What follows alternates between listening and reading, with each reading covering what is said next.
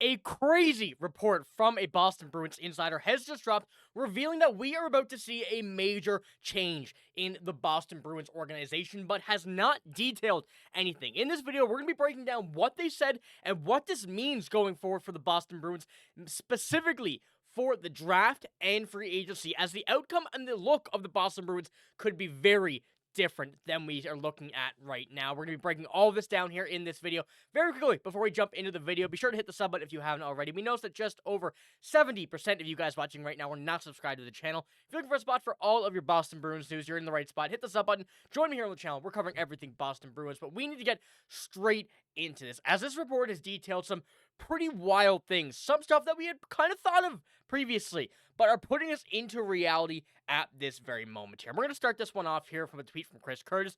Breaking: Greg Hill from WEEI is hearing that there will be a resignation in the Bruins front office on Wednesday. Now, this also came out along with the quote, with the whole situation thing here from Greg Hill on WEEI, and have a tweet from Michael Sullivan kind of going over it just once again. Said, for what it's worth, and to tune in everyone into the conversation of a possible front office resignation in the Boston Bruins organization, Wednesday will be a game-changing day for the organization. Keyword: resignation. So we're looking at two credible people here coming over and also saying this from WEEI, talking about a resignation that the Bruins could be looking at in the front office. Now, we're looking at this as something that we kind of expected. We knew some changes were going to be coming for the Boston Bruins. However, we didn't know which ones in specific. We will be going over the front office here in a little bit, as well as kind of the coaching staff, some possible other options that the Bruins are exploring, and who this could be as well. But when we're looking at WEEI, we know that they had a pretty big miss earlier on in this season regarding the whole situation with Brad Marchand and David Pastrnak, and really bumped them down quite a bit of credibility. And people in the comments of these tweets are saying the exact same thing, that their reputation is relying on this. If this is not correct, if this is not what is actually happening in the Bruins organization, and we do not see anything, let alone on Wednesday, even if it may be Thursday or Friday, if nothing happens then, they are going to lose just about every credibility they have with the Boston Bruins. And kind of, once again, comes into this tweet here from Jones and Keefe, which happened earlier in the season, saying that the locker room was a disaster. Pastrnak and Marchand were at the center of it and whatnot. We knew this was incredibly wrong. Brad Marchand, David Pastrnak, the entire team called this out. And really, Brad Marchand wasn't holding back on his thoughts about this, really saying that they have zero credibility anymore. And ultimately, now that Brad Marchand is out of the organization, we still see that this lasting impact, how this had on this season, and really with everything that went along this season. But when we're looking at what they had to say, what Michael Sullivan, what they were all talking about here in this whole idea of the front office resignation, whatever it may be, things are going to be taking a major turn at this point, and looking at where this could be coming from. And I wanted to pull up one more tweet here from Mike. It says, if this cost of the Boston Bruins not making the playoffs because they did the right thing and sold at the deadline, then the ownership hasn't changed one bit. As long as you make the playoffs and keep the horses fed, you keep your job. And that was in response to this Chris Curtis tweet about the report. And I do like that someone is really pointing this out, that the Bruins management really hasn't been, I should say it's the Bruins ownership, hasn't been doing things in the right way. They've been doing things for money, and I think Bruins fans have well more acknowledged that. I've seen it a lot in my comment section. You guys are not afraid to say it. I know that more people are starting to really acknowledge it here after this season, and they don't give players and opportunities to the coaching staff, to management, even if they're doing the right decision. If they only want winning, they only want money coming in. I think that's something that has been very evident over the past few seasons, especially. But when we're looking at here the ownership group from this, we have Jeremy Jacobs, Charlie Jacobs, Cam Neely, and Harry Sinden. Now, Cam Neely was an option, or some part of it that I was thinking of. Could he be an option to be on the resignation table of this?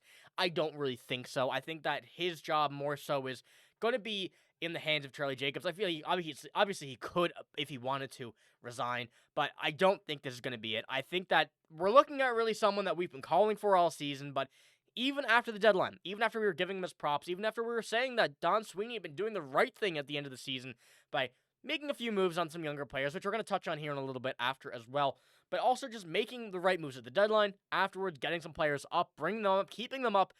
He kind of, I don't want to say won everybody back, but he made a good push to be able to say, hey, I'm ready for this job. And I think another big thing coming from this was when we are looking at the hockey operations staff, and of course Don Sweeney as the general manager, this is one that I do think is more likely than not. With the Bruins' uncertainty, maybe a push or a mutual parting ways of just titling it as a resignation, making this a big part of the draft. We know that the draft is going to be one the Bruins are going to be really happy about this year with the picks they got. Obviously, it wasn't the season we wanted, but for the season that we had, with the result that we had, a pick like this is not something that, nobody's going to hate this. A 4th or 5th overall pick right now, at least at the time of recording this video, the time of uploading this video, the 4th overall pick, which could be a James Higgins from Boston College.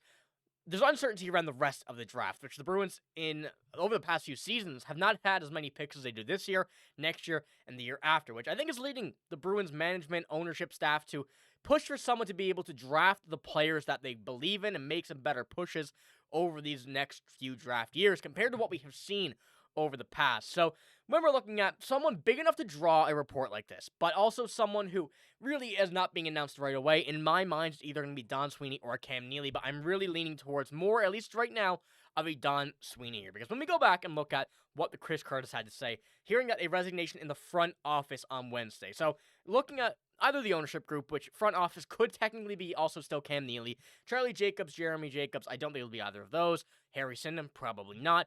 Don Sweeney is an option, I think. And also, we're not looking at the coaching staff, I don't want to say, because I think Joe Sacco, in the interim role, he wasn't going to be in this operation for the next few years. He was kind of a scapegoat for the Bruins at this point, someone who would come in here and deal with it, and I very much do feel bad for him because he was thrown at the Wolves and had to just kind of sit and watch, do what he could with the team, the same that Jim Montgomery did. We saw how Jim Montgomery worked out with this season. Very good for the Blues as of late, and still the uncertainty around their playoff spot, but much better than the Boston Bruins are at this very moment. So I want you to let me know in the comments right now who you think this could be, whether it will be in the hockey operations, whether it will be in the front office, whether it will be in the ownership.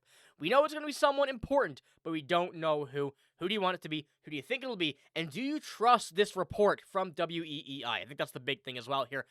Still, the credibility is teetering a bit, and I was a bit hesitant to believe it, but we're seeing a lot of names here. We're seeing a lot of, things that make sense. So that's what I'm putting it out here. But I do have one more final update before we finish this video off regarding tomorrow's game. The Bruins have made some moves from Scott McLaughlin here. The Bruins have recalled John Farinacci and defenseman Frederick Burnett from the Providence Bruins on an emergency basis and assigned Riley Duran and defenseman Michael Callahan to Providence. John Farinacci, a guy that I've been very high on as well. After Riley Duran made his NHL debut, we're seeing John Farinacci up.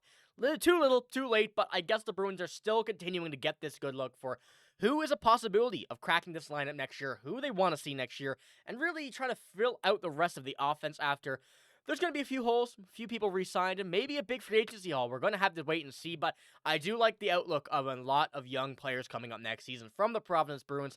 So let me know what you think about that as well, but mainly, of course, in the comments below, let me know what you think about this move that we are going to be seeing in 2 days' time. We're going to be reporting on this. We're going to be keeping up on updates on this, so be sure to stick around. We're going to have some more videos about prospects and everything, and I know this next video, after a few days ago, I mentioned was going to be about a potential draft pick, and we will get to that in a minute, but this report really had to take the reins of this, so let me know what you think in the comments below. Stick around for all of your draft news, all of your news about this management stuff that's going on, because we expected this, but not this soon, and after tomorrow's game, the season is over for the Boston Bruins, and we have a lot to touch on from there, so be sure to hit the sub button. Join me here on the channel. That's all I got. Thank you for watching. Hope you have a great day. See you later.